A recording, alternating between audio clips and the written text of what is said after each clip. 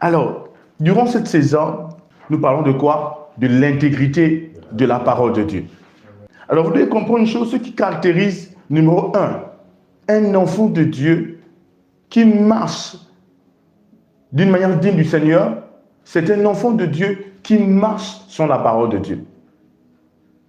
Quelqu'un me suit ici? Amen. Alors, et je disais que la parole de Dieu est intègre, parce que, en somme, comme nous avons étudié, je vais prendre encore certains passages, on va revenir quand même pour que tout le monde puisse comprendre. Prenons encore ensemble un passage, prenons Ésaïe chapitre 55, verset 10 à 11. Ésaïe chapitre 55, verset 10 à 11.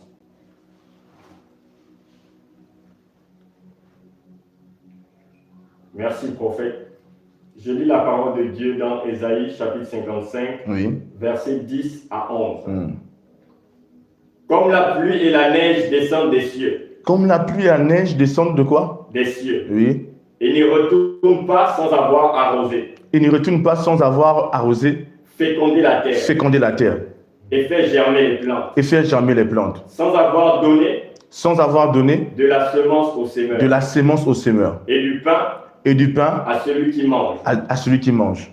Ainsi en est-il de ma parole. Il dit, ainsi en est-il. De ma parole. Oui. Qui sort de ma bouche. Qui sort de ma bouche. Elle ne retourne point à moi. Elle ne retourne point à moi. Sans effet. Sans effet. Sans avoir exécuté. Sans avoir exécuté. Ma volonté. Ma volonté. Et accompli mes desseins. Et accompli mes desseins. Alors ici, Dieu nous dit que sa parole, lorsqu'elle sort, elle ne revient pas à lui sans avoir quoi? Sans effet. Sans avoir exécuté ses desseins, accompli ses dires. Quelqu'un me suit ici? Le Seigneur nous laisse comprendre que sa parole est puissante. Amen. Sa parole est efficace. La parole de Dieu ne sort pas et ne retourne pas à lui sans avoir accompli ce dont elle parle. Amen. Vous devez le comprendre.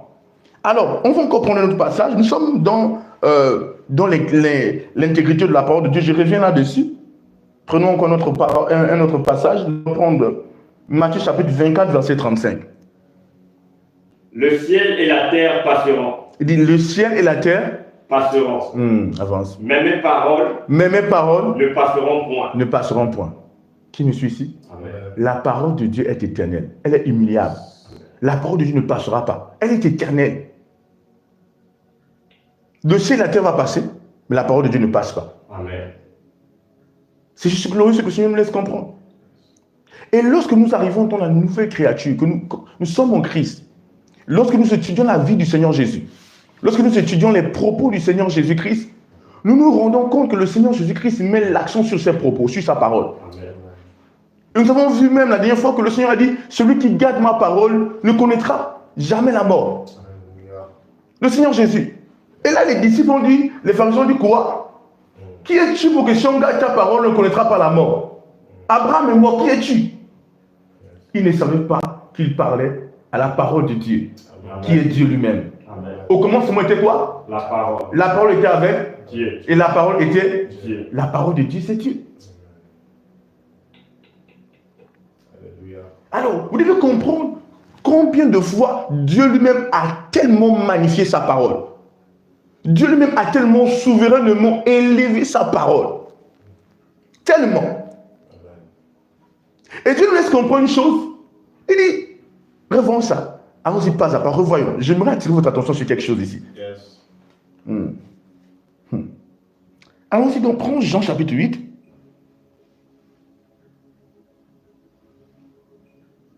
Verset 51. Merci, prophète. Je lis la parole de Dieu dans Jean chapitre 8, Oui. au verset 51. En vérité, je vous le dis. Oui. Si quelqu'un garde ma parole, Oui. il ne verra jamais la mort. Aïe. Attendez, écoutez-moi ici. Regarde, il dit, si quelqu'un fait quoi? Garde ma parole. Il dit quoi? Il ne connaîtra jamais la mort. Il ne connaîtra jamais la mort. Qui parle ici? Notre Seigneur. Alors, je vais vous montrer comment la parole de Dieu est souveraine. Dieu dit, celui qui garde ma parole ne connaîtra jamais la mort. Et je me souviens, je vous enseignais une période, je disais, en chapitre, je dis, le Seigneur n'a pas dit celui qui m'aime et celui qui like mon post, le post là. Si tu aimes Jésus, like ce post. Non, il a dit celui qui m'aime, c'est celui qui fait quoi? Qui garde ma parole. Dieu laisse comprendre que l'immortalité, parce que tu peux t'asseoir, l'immortalité est étroitement liée à quoi? À la parole de Dieu. Amen. Il laisse comprendre que l'amour qu'on démontre à Dieu est étroitement lié à quoi? À sa parole. Amen. Vous avez dit prophète. On est dans le programme des finances. Mais on n'est pas issu de la parole. Rien ne se fait en Christ sans la parole de Dieu. Quelqu'un me suit ici? Tout est à propos de quoi? De la parole de Dieu. Donc la parole de Dieu, comment? Elle est fiable. Amen. Ah, est-ce que c'est vrai ça? Amen. Oui, elle est fiable. Et la Bible laisse comprendre à plusieurs reprises que le juste ne marche pas par quoi? Par la vue. Il ne marche pas par les sens. Il dit, le juste marche par la foi. Mais après, il dit aussi, le juste vivra par la foi. Amen.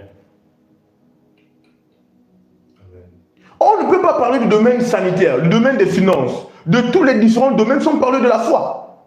Tout à propos de nous est en accord avec la foi. Amen. Il dit, le juste vivra par la foi. Mais lorsqu'on parle de la foi, c'est un thème vaste.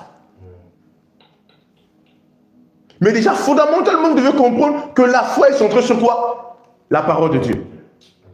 C'est pourquoi celui qui ne prête pas attention à la parole de Dieu ne va pas marcher dans la foi. Romains chapitre 10, verset 17. Certains le connaissent, mais on va revenir là-dessus.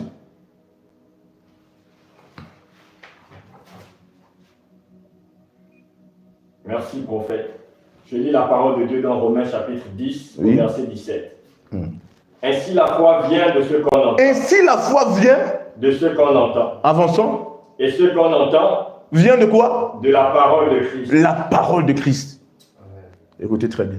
On va arriver à un niveau loin. On va quelque part.